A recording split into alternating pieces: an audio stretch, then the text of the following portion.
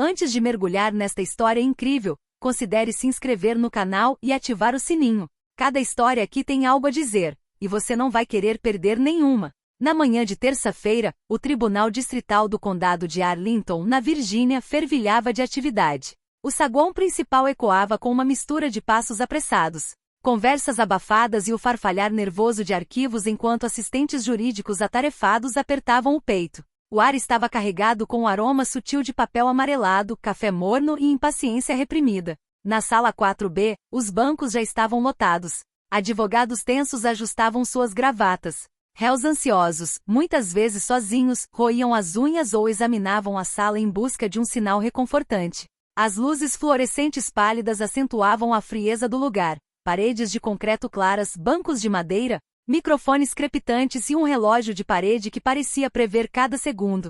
Presidindo a corte estava o juiz Walter Ornby, figura conhecida no bar local. O homem de 63 anos, de pernas rígidas, usava sua túnica preta como um rei usa sua capa, com certa solenidade, quase teatral. Mas por trás dessa fachada judicial escondia-se um homem temido e odiado por alguns. Ex-procurador-geral do Estado, ele ascendera na hierarquia não por compaixão, mas por zelo. Gostava de afirmar sua superioridade, seu poder. Seus comentários irônicos, muitas vezes mordazes, caíam como chicotadas sobre os litigantes mais vulneráveis, especialmente os de minorias. Já o ouviram dizer, diante de um tribunal vazio: o que falta neste tribunal é um detector de mentiras, e um detector de más maneiras. Quando ele entrou naquela manhã, um silêncio automático se instalou. Ele bateu no microfone, irritado. Deixemos o assunto em aberto. Não há tempo a perder hoje. A balconista, uma jovem pálida com óculos grossos, folheou os documentos à sua frente. Número do processo 42C-887. Senhora Marcia Louise Bennett versus Departamento de Polícia de Clarendon. A mulher negra de 40 e poucos anos levantou-se com uma graça silenciosa, quase solene, do banco dos demandantes. Seu terno azul marinho impecavelmente cortado abraçava suas curvas com elegância discreta, exalando profissionalismo e confiança. Seus cabelos cuidadosamente presos em um coque simples, mas elegante, revelavam um rosto marcado pela experiência, determinação e uma dignidade intacta. Apesar das provações, Marcia Bennett caminhou lenta e deliberadamente em direção ao banco das testemunhas. Cada passo parecia medido, como se ela quisesse impor sua calma e autoridade naquela sala onde as minorias são frequentemente silenciadas. Seus olhos, arregalados e firmes, fitavam o juiz Ornby com uma intensidade silenciosa, desafiando a arrogância implícita do homem que a interrogaria. O juiz, sentado em seu estrado, olhou para ela. Seu olhar deslizou lentamente da cabeça aos pés, avaliando com condescendência aquela mulher que ousava aparecer diante dele. Um pequeno sorriso surgiu em seus lábios, tingido de um desprezo mal disfarçado. Senhora Bennett, a senhora está aqui porque foi parada durante uma blitz de trânsito, e aparentemente se recusou a obedecer a um policial. A voz de Ornby era seca, áspera, quase desafiadora. Ele parecia sentir certo prazer em fazer essa acusação, como se já quisesse reduzi-la a apenas uma culpada entre muitas outras. Marcia, imperturbável, respondeu calmamente com a voz clara. Não, meritíssimo. Apresentei minha identificação federal na primeira solicitação. Simplesmente pedi para ligar para meu supervisor para confirmar minha identidade e a natureza da minha missão. Uma risada zombeteira escapou do juiz. Ele inclinou a cabeça para o lado, fingindo surpresa, e disse sarcasticamente: seu documento de identidade federal? Deixa eu adivinhar. Você trabalha nos Correios, certo? As risadas ficaram mais altas, mais abafadas, vindas dos poucos espectadores sentados no fundo da sala, aqueles que compartilhavam a atitude condescendente do magistrado. Murmuravam entre si, visivelmente entretidos com o que consideravam uma forma de pretensão equivocada. Mas Marcia não se mexeu, não desviou o olhar, não franziu a testa, não demonstrou nenhum sinal de fraqueza. Não, senhor, eu não trabalho nos Correios. Sua voz era firme, calma, sem raiva ou reprovação, mas cada palavra carregava o peso de uma verdade que nos recusávamos a ver. O juiz Ornby, irritado, mudou sua abordagem, adotando uma forma mais ácida de sarcasmo. Talvez você seja advogado então? Ou um desses ativistas sempre prontos para causar impacto? A atmosfera na sala ficou pesada. Até a atendente, normalmente impassível, olhou para baixo, envergonhada. Ela podia sentir a tensão crescente, a linha invisível entre autoridade e abuso prestes a ser cruzada. O advogado de Marsha, Derek Maloney, um homem na casa dos 40, com um olhar vivo e uma voz calma, levantou-se lenta mas firmemente. Meritíssimo, peço que mantenham o respeito e a decência em relação ao meu cliente. Essas insinuações são inapropriadas e não têm lugar neste tribunal. Hornby, visivelmente incomodado com a interjeição, levantou a mão como se quisesse interrompê-lo. Eu estou realizando esta audiência, Sr. Maloney. Não, senhor. Seu tom era firme, quase ameaçador, sugerindo que qualquer protesto seria inútil. Mas Marsha não se intimidou. Ela esperou por este momento, preparou-se para ele. Sabia que sua batalha não seria fácil, mas não recuaria.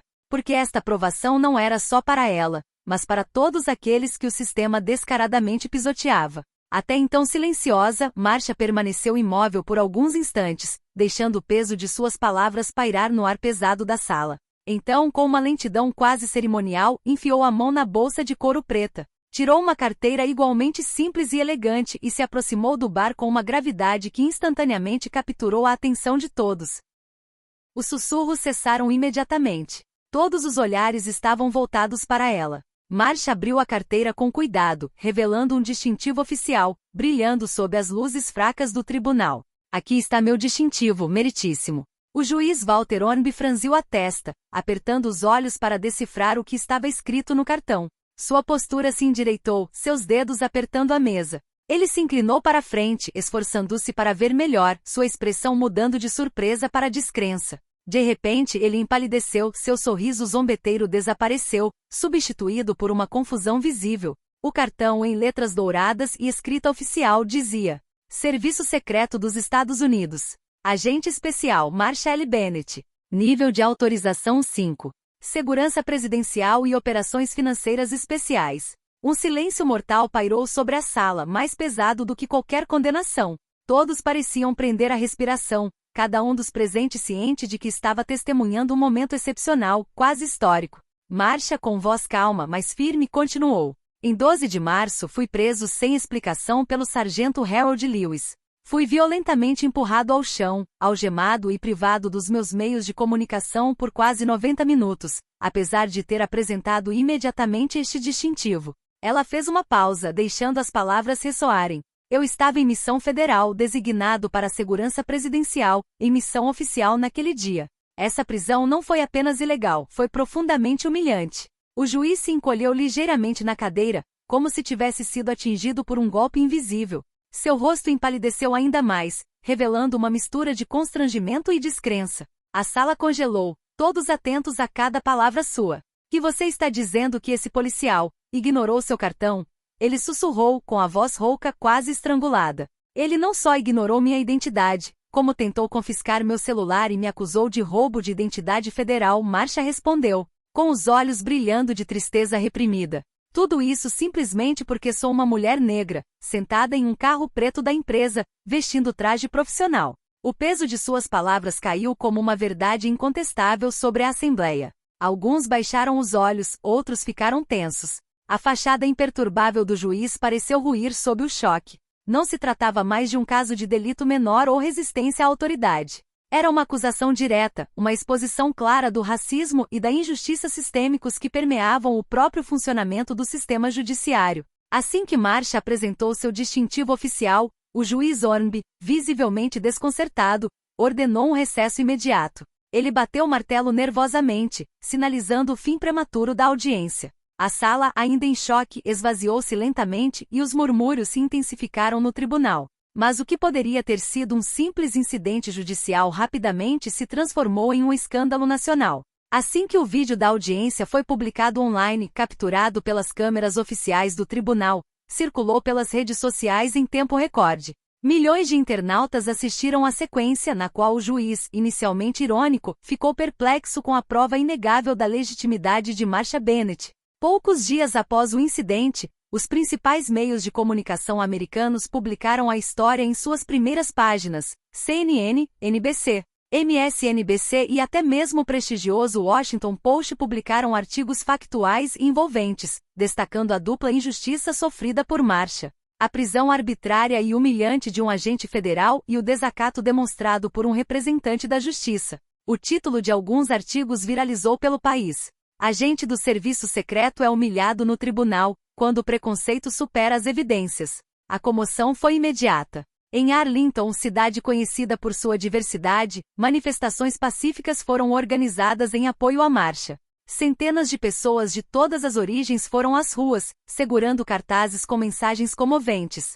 Ela estava protegendo o país, eles negaram sua humanidade. Justiça para a marcha, justiça para todos. As mídias sociais se tornaram um fórum para debates acalorados sobre racismo sistêmico, discriminação institucional e a necessidade de reforma na aplicação da lei e no judiciário. Do lado das autoridades, as consequências foram rápidas. O sargento Harold Lewis, o policial que algemou Marsha sem justificativa, foi suspenso no dia seguinte à divulgação do vídeo. Uma investigação interna revelou várias denúncias semelhantes contra ele por comportamento abusivo e discriminação, até que sua demissão oficial foi anunciada algumas semanas depois. Enquanto isso, o juiz Walter Ornby foi afastado administrativamente enquanto uma comissão de ética judicial analisava sua conduta. As denúncias de conduta imprópria, abuso de poder e falta de imparcialidade aumentaram. Sob pressão pública e da mídia, ele foi intimado a comparecer a uma audiência disciplinar. O processo se arrastaria por vários meses, mas sua autoridade e reputação já estavam irreparavelmente manchadas. Poucas semanas após o caso que abalou o tribunal de Arlington, Marsha Bennett concordou em falar publicamente, mas apenas uma vez. Esta entrevista exclusiva foi realizada para o programa investigativo 60 Minutes, conhecido por seus perfis incisivos e investigações aprofundadas. Sob os holofotes, diante do icônico jornalista, Marsha parecia calma, digna e resoluta. Seu rosto demonstrava cansaço, certamente, mas também uma determinação inabalável. Eu nunca vivi isso como uma exceção, ela começou com a voz contida, mas vibrante de emoção. O que eu passei, milhões de mulheres negras nos Estados Unidos passam todos os dias. Sejam advogadas, professoras, policiais, enfermeiras. Elas são julgadas não por quem são ou pelo que fazem, mas pela cor da pele. Marsha fez uma breve pausa, seu olhar vagando pelo espaço por um momento, como se quisesse convidar todos a considerarem o significado de suas palavras. A única diferença no meu caso é que eu tinha um cartão, um distintivo federal oficial que forçava o reconhecimento da minha legitimidade. Mas o que podemos fazer por todos aqueles que têm apenas a sua verdade, a sua dignidade? Por aqueles que todos os dias sofrem racismo sistêmico sem poderem ostentar um distintivo ou uma prova escrita? O silêncio no estúdio era palpável. O repórter respeitosamente deixou-a continuar. O respeito nunca deve depender de um distintivo, ela conclui energicamente, deve ser incondicional. E essa luta não para comigo. É uma luta coletiva por reconhecimento, justiça e igualdade. Esta entrevista causou sensação. Deu voz forte e clara a uma realidade que muitas vezes é silenciada ou minimizada. Inspirou milhares de espectadores a questionar seus próprios preconceitos e exigir mudanças. Apesar da aprovação, Marsha Bennett continuou sua carreira no Serviço Secreto dos Estados Unidos com renovado comprometimento. Reconhecida por seu profissionalismo, coragem e integridade, foi promovida um ano depois a diretora adjunta de Segurança Executiva. Essa nomeação a tornou a primeira mulher negra a alcançar esse prestigioso posto, um símbolo poderoso para todas as mulheres e minorias que aspiram a romper barreiras. Quanto ao juiz Walter Ornby, a tempestade midiática e institucional o dominou. Sob investigação disciplinar, ele preferiu se aposentar precocemente, longe dos holofotes e em relativo silêncio. Seus anos no tribunal foram reavaliados à luz deste caso, levantando questões cruciais sobre a imparcialidade e a responsabilização dos juízes. Mas o que será lembrado para sempre não é a queda de um homem ou a ascensão de uma mulher, mas o momento em que o poder foi chamado à ordem, não pela força, mas pela verdade. Naquele dia, na sala 4B do Tribunal de Arlington, uma mulher negra se levantou contra um sistema muitas vezes cego e exigiu justiça. Uma luta exemplar, uma vitória simbólica e um apelo vibrante para que a justiça finalmente seja um direito de todos.